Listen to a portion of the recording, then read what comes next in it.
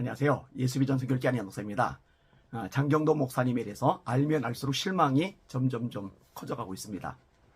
최근에 또 충격적인 설교 장면을 제가 목격했거든요.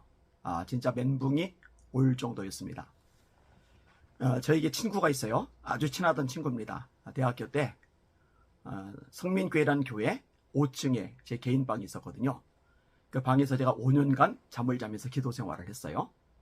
네, 이 친구가 그 방에서 3개월 정도를 같이 생활을 했습니다.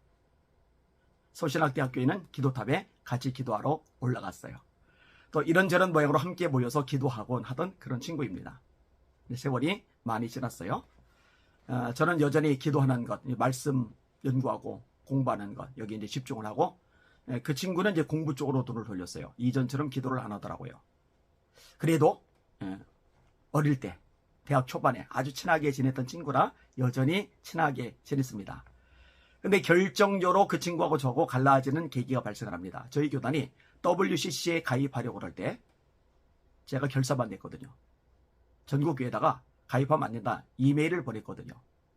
A4 용지 10포인트로 43페이지를 썼어요. 한 번에 다 보낸 건 아니고 매일 한 장씩 또는 며칠에 한 장씩 그 내용을 보내는 거예요. 너무 한 번에 43페이지짜리 긴 거 보내면은 그 누가 읽겠어요? 그 엄청난 양을요. 나눠서 보내는 거죠. 그리고 얼마나 열심히 목숨 걸고 싸웠는지 모릅니다. 저희 교회에서요. 진짜 죽을 각오로 기도를 했어요. 우리 성도들이 그때 질렸을 수도 있어요. 아니 개인 일도 기도할 게 많은데 가정사도 기도할 게 많은데 사업 직장도 기도할 게 많은데 왜 맨날 WCC 이 가입 막아달라고 이거 위해서 기도를 시키나. 근데 제가 그런 얘기를 했어요. 나는 교단에서 뭐 유명한 사람도 아니고 대형교회 목사도 아니다. 40대 초반이 젊은 목사다. 그런데 총회장님이 앞장섰다. 총무님이 앞장섰다. 서울시대 총장님이 앞장섰다. 16개 지방에 성결교단, 감리교단은 장로교단처럼 노예라고 하고 지방회라고 그래요.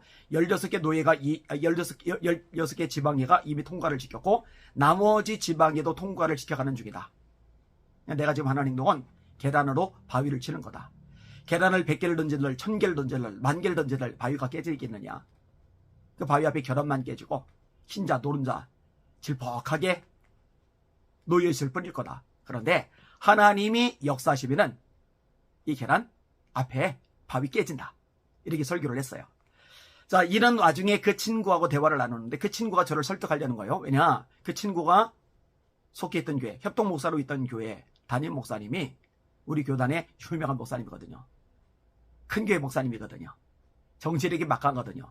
그분이 WCC 가입에 아주 핵심적인 인물입니다. 그러니까 그분에게 잘 보여야 되는 이 친구 입장에서 저를 설득하고 싶었던 모양이요. 이 덕분에 말다툼이 심하게 벌어집니다. 그리고 결별이 되게 된 거예요. 여러분, 아무리 친하지만, 아무리 가깝지만, 아무리 되게 소중하지만 하나님보다 중요하진 않아요.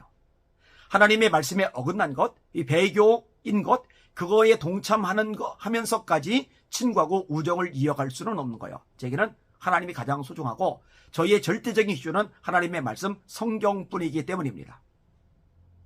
이게 정상이죠. 친구가 우상이 될 수는 없는 거예요. 이거는 모든 분야에 다 적용이 돼요. 예수님이 뭐라세요? 나를 따르는 자가 부모와 형제와 처자와 및 자기 목숨까지 미워하지 않으면 능히 나의 제자가 되지 못하리라. 그래서 미워하다는 말은 덜 사랑하다예요. 비교커. 그러니까 예수님보다 부모를 덜 사랑해야 돼요. 예수님보다 아내를 덜 사랑해야 돼요. 예수님보다 자식들을 덜 사랑해야 돼요. 예수님보다 자기 목숨을 덜 사랑해야 돼요. 만약에 아내가, 자녀가, 부모가 자기 목숨이 예수님보다 더 중요하고 예수님보다 더 사랑받는 존재가 된다면 그것도 우상이 되는 거예요. 물질을 더 많이 사랑해도 역시 우상이 되는 거고요. 친구도 역시 마찬가지인 거죠. 자, 장경록 목사님하고 전광훈 씨하고 친구래요. 오랜 친구래요. 근데 아무리 오랜 친구라고 하더라도 하나님의 말씀에서 어긋나면은 그거는 커버 쳐주면 안 됩니다. 그건 책망해야죠. 돌이키게 해야죠. 제가 멘붕이 왔다는 얘기를 했어요. 어떤 얘기인지 아세요? 빤스 내려.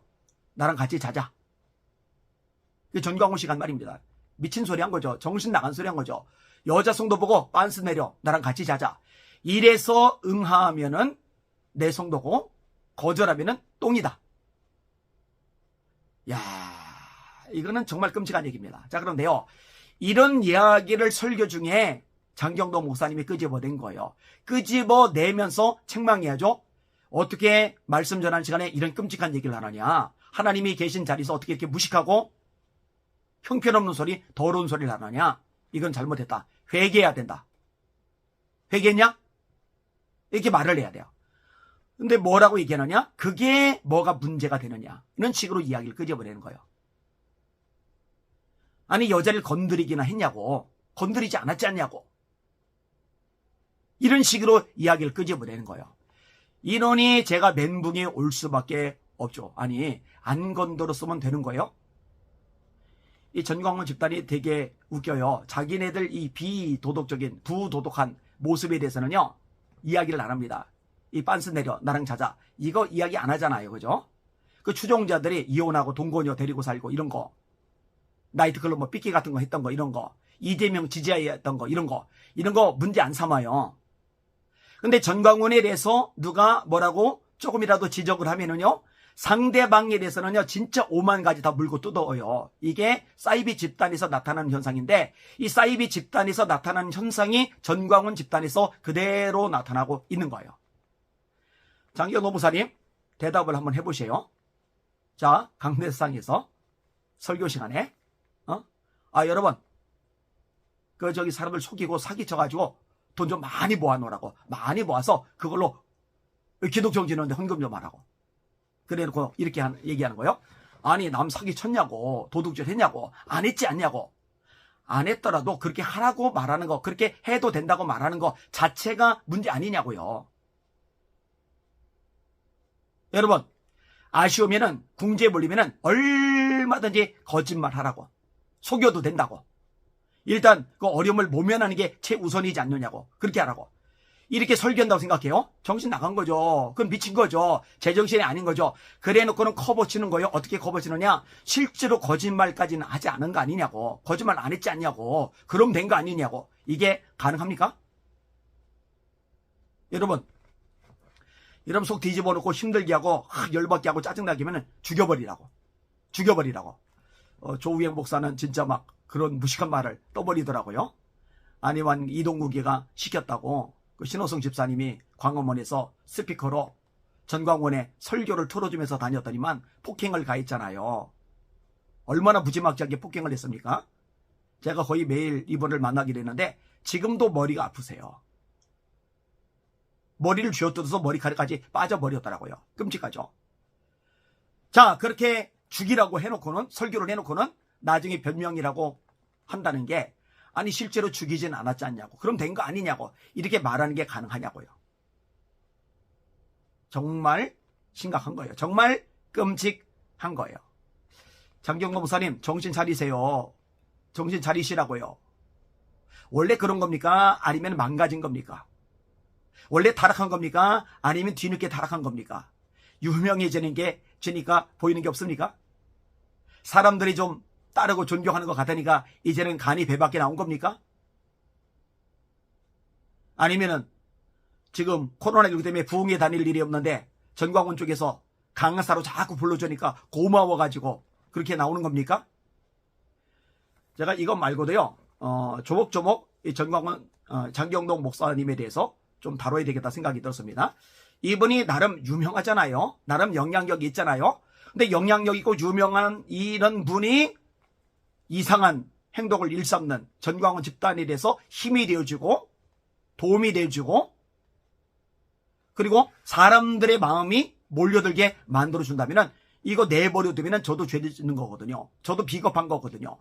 저도 용기 없어가지고 몸살이는 사람밖에 안 되는 거거든요. 이거 막아내야죠. 그 대전 주문교회 뭐 아들에게 세습해줬다는 얘기도 있더라고요. 예전에는 교류가 조금 있었지만은 어느 시점부터 장경동 목사님하고 교류가 아예 없어요. 특별히 전광훈 이쪽하고 달라붙은 이후로는 제가 상대할 가치가 없다고 생각이 되었기 때문에 더더욱이나 교류가 없어요. 그래서 뭐 어떻게 진행이 됐는지는 잘 모르겠어요. 저는 아들이 이어서 하는 거 다 반대 안 합니다. 이거는 제가 분명히 밝힐 수 있어요. 그런데 정상적이지 않게 그렇게 넘긴 경우 이 부분에 대해서는 심각한 문제가 있다고 판단이 됩니다.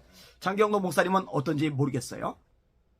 혹시 부흥하면서 본인의 부만 잔뜩 축적한 건 아닌가? 이런 부분에 대해서도 제가 마음 먹고 작정하고 정보 자료 캐내면은 찾아낼 수 있으니까. 아니 이상한 행동을 일삼는 곳에 힘을 실어주는데 어떻게 그걸 내버려 둡니까? 영혼들 미혹당하도록 방치할 수는 없잖아요. 하여튼 계속적으로 움직여서 목소리를 낼 생각입니다. 여러분들 잘 분별해야 될 시대라고 생각이 되어집니다. 마지막 때가 맞는 것 같아요. 거짓 선지자들, 거짓 그리스도들이 일어난다고 그랬는데 실제로 이런 현상들이 아주 편만하게 발생하고 있으니까요. 분별하시길 바랍니다.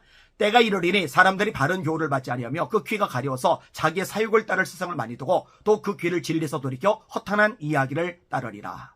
그러나 저와 여러분 말씀 위에만 섭시다. 날마다 주님 알아보고 주님의 이름으로 전진하며 승리합시다. 할렐루야.